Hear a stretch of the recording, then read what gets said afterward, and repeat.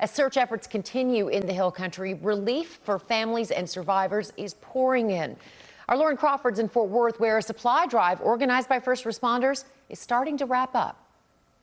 Here inside the warehouse, the pallets are loaded, the boxes are stacked, and the dozens of volunteers behind it all, well, their hearts are bigger than it all. Right now, you're taking a look at the final push underway. Fort Worth first responders and volunteers are responding to a need in Central Texas, not with sirens, but with support.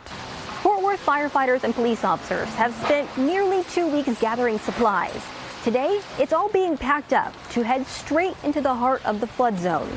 These first responders have turned compassion into action, collecting everything from hygiene supplies, bleach, and cases of water.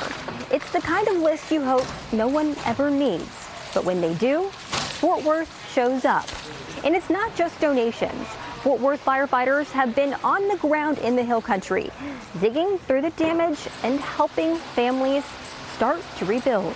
The community here in Fort Worth always shows up, no matter what the ask is. So in one aspect, I'm not surprised at all. This is something that every time we put out a request, everybody is so happy to just donate and give whatever they can. But it's always kind of overwhelming when you see all that whole community's hard work and everything that's been dropped off. And this is just parts of it. There's pallets and stuff located around this warehouse.